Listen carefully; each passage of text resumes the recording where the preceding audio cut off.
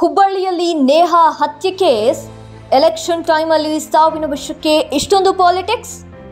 ಹೌದು, ಕಳೆದ ಗುರುವಾರ ಹುಬ್ಬಳ್ಳಿಯಲ್ಲಿ ನಡೆದ ನೇಹಾ ಹಿರೇಮಠ್ ಹತ್ಯೆ ಕೇಸ್ ಸದ್ಯ ರಾಜಕೀಯದಲ್ಲಿ ಸಾಕಷ್ಟು ಚರ್ಚೆಯಾಗ್ತಾ ಇದೆ.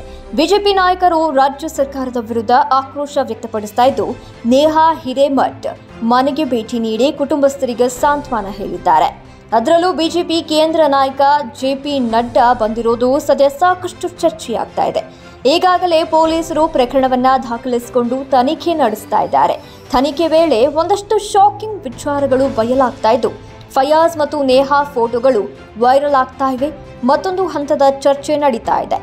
ನೇಹಾ ಕೊಲೆ ಕೇಸ್ನಲ್ಲಿ ಹೆಚ್ಚು ರಾಜಕೀಯ ಮಾಡಲಾಗ್ತಾ ಇದೆ ಅನ್ನೋದು ಒಂದ್ ಕಡೆಯಾದ್ರೆ, ನೇಹಾ ಮತ್ತು ಆರೋಪಿ ಫಯಾಜ್ ಮಧ್ಯೆ ಲವ್ ಸ್ಟೋರಿ ಇತ್ತು ಅನ್ನೋದೇ ಸದ್ಯ ಜೋರಾದ ಚರ್ಚೆ. ಹೌದು, ನೇಹಾ ಫಯಾಜ್ ಜೊತೆ ತೆಗೆಸಿಕೊಂಡಿರುವ ಫೋಟೋಗಳು, ಕೆಲ ರೀಲ್ಸ್ ಸದ್ಯ ಸೋಷಿಯಲ್ ಮೀಡಿಯಾದಲ್ಲಿ ವೈರಲ್ ಆಗ್ತಾ ಇದೆ. ಆ ಫೋಟೋಗಳನ್ನ ನೋಡಿರುವ ಜನ ಸಾಕಷ್ಟು ಚರ್ಚೆ ನಡೆಸ್ತಾ ಇದ್ದಾರೆ. ಈಗಾಗಲೇ ಆರೋಪಿ ಹಾಗೂ ನೇಹಾ ಪೋಷಕರ ಹೇಳಿಕೆಗಳನ್ನ ಗಮನಿಸಿದ್ರು ಅವರಿಬ್ಬರ ಮಧ್ಯೆ ಸ್ನೇಹ ಇತ್ತು ಅನ್ನೋದು ಗೊತ್ತಾಗಿದೆ. ಈ ನಡುವೆ ಇಲ್ಲಿ ನೇಹಾ ಮಾಡಿದ್ದು ತಪ್ಪು, ಫಯಾಜ್ ಮಾಡಿದ್ದು ದೊಡ್ಡ ತಪ್ಪು ಅನ್ನುವ ಚರ್ಚೆ ನಡ್ತಾ ಇದೆ.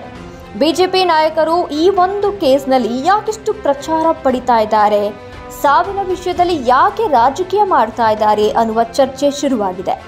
ಮತ್ತೊಂದು ಕಡೆ ಪೊಲೀಸರು ಪ್ರಕರಣವನ್ನ ಗಂಭೀರವಾಗಿ ಪರಿಗಣಿಸಿ ತನಿಖೆ ನಡೆಸ್ತಾ ಇದ್ದಾರೆ. ಆರೋಪಿಯನ್ನ ತೀವ್ರ ವಿಚಾರಣೆ ನಡೆಸಲಾಗ್ತಾ ಇದೆ. ಈಗಾಗಲೇ ಆರೋಪಿ ಹೇಳಿಕೆ ಪಡೆದಿರುವ ಪೊಲೀಸರು ಎಲ್ಲವನ್ನೂ ದಾಖಲಿಸಿಕೊಂಡಿದ್ದಾರೆ. ಮತ್ತೊಂದು ಕಡೆ ಕೇಸ್ಗೆ ಸಂಬಂಧಿಸಿದಂತೆ ನೇಹಾ ಕುಟುಂಬಸ್ಥರು ಸ್ನೇಹಿತರನ್ನ ವಿಚಾರಣೆ ನಡೆಸಿ ಮಾಹಿತಿ ಕಲೆ ಹಾಕ್ತಾ ಇದ್ದಾರೆ.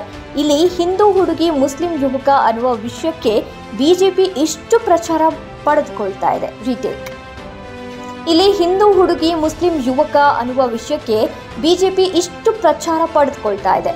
ಎಂಪಿ ಎಲೆಕ್ಷನ್ ಟೈಮ್ನಲ್ಲಿ ಸಾವಿನಲ್ಲಿ ಲಾಭ ಪಡೆಯುವ ಯತ್ನ ಅಂತ ಬಿಜೆಪಿ ವಿರುದ್ಧ ಕಾಂಗ್ರೆಸ್ ನಾಯಕರು ವಾಗ್ದಾಳಿಯನ್ನ ನಡೆಸ್ತಾ ಇದ್ದಾರೆ.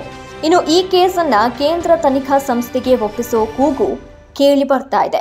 ನಿನ್ನೆ ನೇಹಾ ಮನೆಗೆ ಭೇಟಿ ನೀಡಿದ ಬಿಜೆಪಿ ರಾಷ್ಟ್ರಾಧ್ಯಕ್ಷ ಜೆಪಿ ನಡ್ಡಾ ಕೇಸನ್ನ ಸಿಬಿಐಗೆ ವರ್ಗಾವಣೆ ಮಾಡುವಂತೆ ಸರ್ಕಾರಕ್ಕೆ ಒತ್ತಾಯ ಮಾಡಿದ್ದಾರೆ.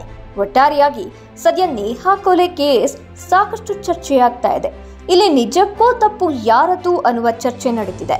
ಸಾರ್ವಜನಿಕ ವಲಯದಲ್ಲಿ ಏನೇ ಚರ್ಚೆಯಾದರೂ ತನಿಖೆಯಿಂದ ಹೊರಬರುವ ವಿಚಾರವೇ ಸತ್ಯ. ಸದ್ಯ ಪೊಲೀಸರಿಂದ ತನಿಖೆ ನಡೆಸಲಾಗ್ತಾ ಇದ್ದು, ತನಿಖೆ ನಂತರವೇ ಕೇಸ್ನ ಬಗ್ಗೆ ಅಸಲಿ ಸಂಗತಿಗಳು ಹೊರಬರಬೇಕಿದೆ.